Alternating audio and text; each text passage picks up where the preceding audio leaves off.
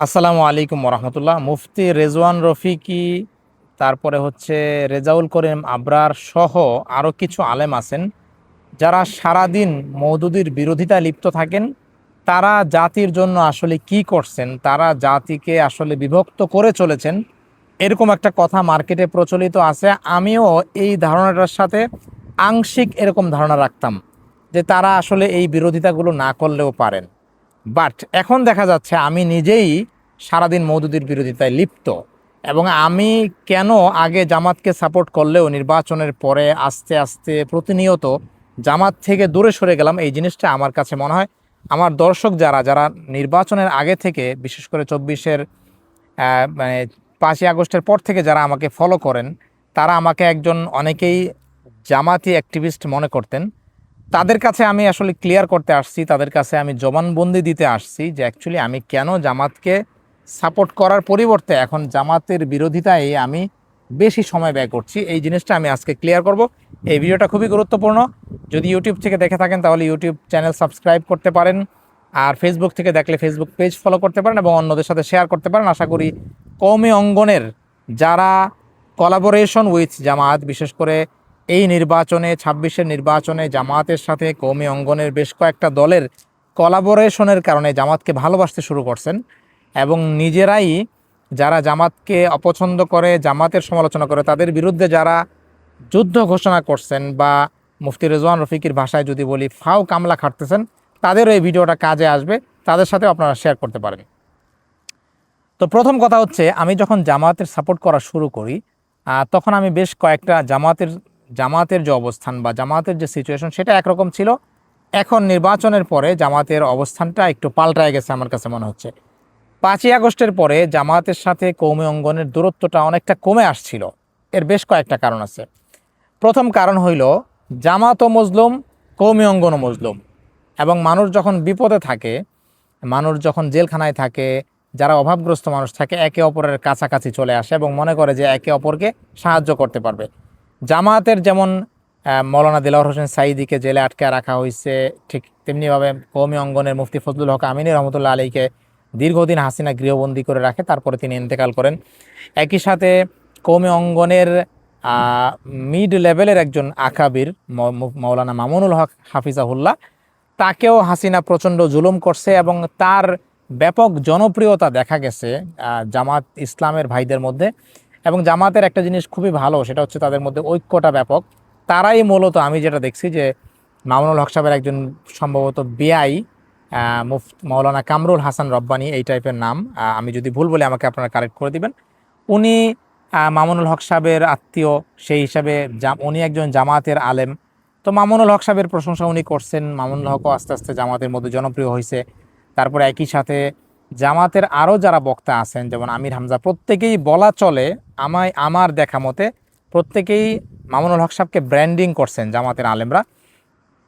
So যার কারণে একজন মানুষ যিনি এই জায়গায়ও জনপ্রিয়, আমাদের সিনেমার ক্ষেত্রে দেখা যায় যে সিনেমার অনেক নায়ক, তারা বাংলাদেশি নায়ক, যেমন সাকিব খান, সে ভারতে যায় সিনেমা করে।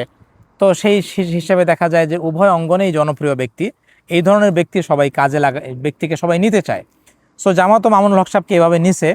তো এর ফলে জামাতের লাভও হয়েছে, ওনাকে ধরেই বলা চলে, ওনাকে কেন্দ্র করেই কওমি অঙ্গনের অনেকের কাছে জামাত জনপ্রিয় হয়েছে। তো এইটা একটা বিষয় ছিল, কওমি অঙ্গনের সাথে জামাতের কাছাকাছি আসার একটা ব্যাপার ছিল হাসিনার জুলুম। আরেকটা ব্যাপার আমি খেয়াল করছি যে মওদুদি সাহেবের বিষয়টাতে কওমি অঙ্গন থেকে বিশেষ করে লাস্ট 4-5 বছরে খুব বেশি বিরোধিতা হয় নাই, এবং জামাতের পক্ষ থেকেও একই রকম জিনিস, জামাতের পক্ষ থেকেও এদিকে খুব একটা ঢিল ছোড়াছুড়ি হয় নাই। বাট 5ই আগস্টের পরে আমি দেখলাম দৃশ্যপট পরিবর্তন হওয়া শুরু করলো। কীরকম পরিবর্তন হওয়া শুরু করলো? মওদুদি সাহেব, যিনি প্রায় অপ্রাসঙ্গিক হয়ে গেছিলেন আমাদের দেশে, জামাতের একজন ব্যক্তি আছেন যাকে আমি গরিবের আবু হানিফা বলবো নাকি গরিবের যুক্তিবাদী বলবো, I am not sure, I am confused. আপনারা বুঝতে পারছেন আমি কার কথা বলতেছি। কওমি অঙ্গনের একজন দলছুট একজন ছেলে, সে জুনিয়র আলেম, আমাদের থেকেও আরও জুনিয়র হবে। সে জামাতের পক্ষ হয়ে মওদুদি সাহেবের অনেক কথার জবাব দেওয়া শুরু করলেন। অর্থাৎ একদিকে যেমন জামাত বলল মানে আমি যেটা দেখছি জামাতকে তো অনেকে মুনাফেক বলে দ্বিচারিতার কারণে, বাট আমি মুনাফেক মনে করি নাই, আমি জামাতকে খাঁটি মুমিনই মনে করছি। জামাত যখন বলছে যে মওদুদী সাহেবকে আমরা ভালোবাসি, মওদুদী সাহেবের রাষ্ট্রচিন্তাকে আমরা ফলো করি, বাট তাকে আমরা ওইভাবে অনুসরণ করি না, ফিকহি ব্যাপারে তাকে আমরা অনুসরণ করি না। তো আমিও অ্যাকচুয়ালি ওইটাই মনে করছিলাম যে জামাত আসলে মওদুদী সাহেবের সাথে তাদের ওইরকম খুব একটা ডিপ কানেকশন নাই, জাস্ট তাকে ফলো করে, তাকে ভালোবাসে, তার লেখালেখি থেকে উজ্জীবিত হয়ে ইসলাম কায়েম করতে চায়, এরকম মনে করছিলাম আমি। যার কারণে আমি জামাতের পক্ষ হয়ে জামাতের জন্য ভোট চাইছি। বাট আমি যখন দেখলাম যে নির্বাচনের পরে এই ভাই মওদুদী সাহেবের যে সমস্ত যৌক্তিক ভুলের সমালোচনা ওলামাই দেওবন্দ করছেন, সেগুলোকে মানে কি বলে ডিফেন্ড করতে আসছেন, অর্থাৎ Maududi was right and Deobandi ওলামা ওয়াজ রং, এরকম একটা ন্যারেটিভ এই ব্যক্তি প্রচার করা শুরু করলো।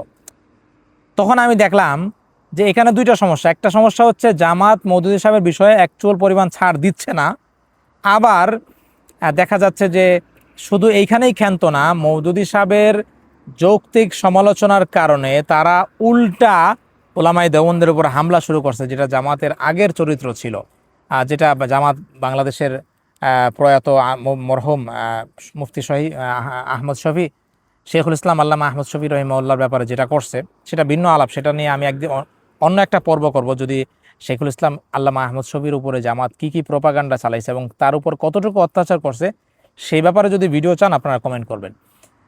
তখন আমি জামাতের গঠনতন্ত্র বা জামাতের ওয়েবসাইট ঘাটাঘাটি শুরু করলাম। তো সেখানে যায় আমি দেখলাম যে জামাতের একজন রোকন হইতে গেলে বা একজন সাথী হইতে গেলে বা হচ্ছে জামাতের একজন কর্মী হইতে গেলে মওদুদী সাহেবের মানে যতগুলো বই পড়তে হয় তার মধ্যে 80% বই হচ্ছে মওদুদী সাহেবের। তার মানে আপনি ইসলাম শিখতেছেন, আপনি চিন্তা শিখতেছেন মওদুদী সাহেবের থেকে পুরাপুরি পড়ে। সো মওদুদী সাহেবের যে ভুলগুলো আছে সেগুলো ওইখানে রাখা হয়েছে। আমি স্ক্রিনশট দিছি আগে, এক কাজ বারবার করতে ভালো লাগে না। তো মওদুদী সাহেবের বই তারা সব কিছু পড়ে, মওদুদী সাহেবকে 100% ফলো করে। এই জিনিসটা আমি যখন দেখলাম জামাতের ওয়েবসাইটে, তখন আমার ধারণা কিছুটা পাল্টা গেল যে না, জামাত যেটা দাবি করে যে মওদুদী সাহেবকে তারা ওইভাবে অনুসরণ করে না। তো সেই জায়গায় আমি একটা বেমিল পাইছি যে মওদুদী সাহেবের ব্যাপারে জামাত কোনো ধরনের কম্প্রোমাইজ করবে না, এই জিনিসটা আমার পছন্দ না। আরেকটা হচ্ছে যে মওদুদী সাহেবকে সঠিক প্রমাণ করার জন্য জামাতের পক্ষ থেকে আলেম ওলামাদেরকে মফিজ প্রমাণ করার যে চেষ্টা, এইটা আমার কাছে ভালো লাগেনি। আরেকটা মোস্ট ইম্পর্টেন্ট যেটা হচ্ছে এই জেনজি যারা এই স্বপ্ন দেখতো যে জামাতের মাধ্যমে দেশে পরিবর্তন আসবে, তাদেরকেও জামাত হতাশ করছে। কিভাবে হতাশ করছে? ইলিয়াস ভাই এই কথা বলছে যে জামাত আমার সাথে ছলনা করছে। জামাতের কাছে আগেই খবর ছিল যে নির্বাচনে কারচুপি হবে, এবং কারচুপি হবে আর যাই হবে জামাতকে নির্বাচনে পরিকল্পিতভাবে হারানো হবে, এইটা জামাত জানার পরেও জামাত চুপ থাকছে এবং জামাত কোনো ধরনের প্রতিবাদ করে নাই। সবচেয়ে বড় সমস্যা হলো জামাত জনগণের উপর আস্থা না রেখে ওইখানে মানে আমেরিকা থেকে যে আশ্বাস দেওয়া হয়েছে, একটা নির্দিষ্ট দেশের এম্বাসি থেকে জামাতকে হয়তো বলা হয়েছে তোমাদেরকে ক্ষমতায় আনবো, বাট দেখা গেছে তারা বেইমানি করছে, তারা জামাতকে ক্ষমতায় আনে নাই। তাছাড়া আমি ব্যক্তিগতভাবে একটা ভিডিও করছিলাম, যারা আমাকে অনেক আগে থেকে ফলো করেন তারা দেখছেন যে বিএনপির ঋণ খেলাপিদের বিরুদ্ধে কিন্তু জামাত কোনো ধরনের কঠোর প্রতিরোধ গড়ে তোলে না, এবং জামাত কোনো ধরনের আইনি সহযোগিতা, জামাতের প্রতিষ্ঠিত আইনজীবী শিশির মনির, যার এক মাসের ইনকাম 50 লাখ টাকা, তিনিও কোনো ধরনের আইনি প্রক্রিয়ায় যান নাই। জামাতের কাছে দুইটা উপায় ছিল, একটা হচ্ছে আইন কোর্টে মামলা করা যে এই আইন সংশোধন করা উচিত, যদি এই আইনে সুযোগ দিয়ে দেওয়া হয় সেটা আমরা মানি না নির্বাচন কমিশনে। আরেকটা হলো জনগণকে নিয়ে রাজপথে প্রতিরোধ গড়ে তোলা। এই রকম কোনো প্রতিরোধ জামাত গড়ে তুলে নাই। তখন আমি দেখলাম যে আমার তো ভাই হাদির মতো তাড়াতাড়ি মরার শখ নাই। হাদি যেমন সব কিছু সত্য বলে দিছে এই জন্য তাকে মেরে ফেলছে, জামাত ওই সত্যগুলো জানতো কিন্তু জামাত সেগুলো বলে নাই।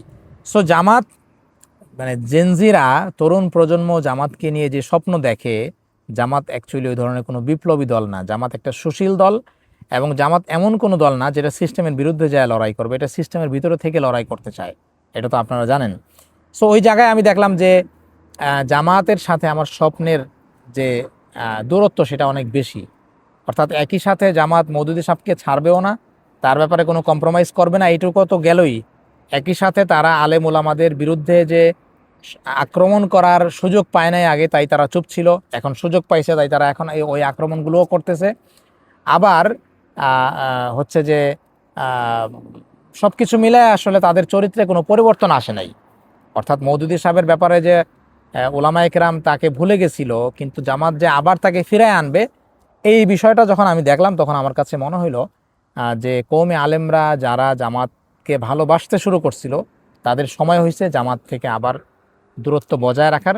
কারণ আমরা জানি যে আমি একটা ভিডিও প্রকাশ করছি, আমার এই ভিডিওর আগের ভিডিওতে আপলোড করছি, খন্দকার আবদুল্লাহ জাহাঙ্গীর রহিমাউল্লাহ, যিনি একজন সালাফি আলেম, বাট বাংলাদেশের ওয়ান অফ দ্য মোস্ট জনপ্রিয় এবং ইনসাফের সাথে কথা বলেন এমন কোনো আলেম যদি থেকে থাকেন তিনি আবদুল্লাহ জাহাঙ্গীর রহমতুল্লাহ আলী। তিনি বলছেন যে মওদুদীর লেখালেখিতে ব্যাপক উগ্রতা আছে এবং তার লেখালেখিতে কুফুরির বীজ বপন করা আছে। অর্থাৎ তিনি সরাসরি কাফের না, বাট জামাত ইসলামের যে অবস্থান এটা কুফুরের কাছাকাছি, এবং জামাত ইসলামের নেতৃত্বে অদূর ভবিষ্যতে আলেম শূন্যতা দেখা দিবে এবং আমদের হাতেই নেতৃত্ব যাবে, আলেমদেরকে তারা নেতৃত্বের জায়গা থেকে সরাই দিবে।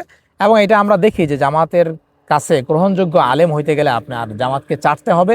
শুধু এই কথা বলতে হবে মওদুদী সাহেব অনেক মজলুম, মওদুদী সাহেবের উপর আলেমরা অত্যাচার করছে, এই কথাগুলো বললে তাহলে আপনাকে জামাতে আলেম হিসেবে ধরা হবে। আমাকে অনেকে বলে যে ভাই আপনারা তো অনেক শিক্ষিত মনে করতাম, মনে হয় বিদেশে পড়ালেখা করতেছেন, কিন্তু এখন তো আপনি যে মওদুদীর সমালোচনা করেন, আপনি তো এখন মূর্খ।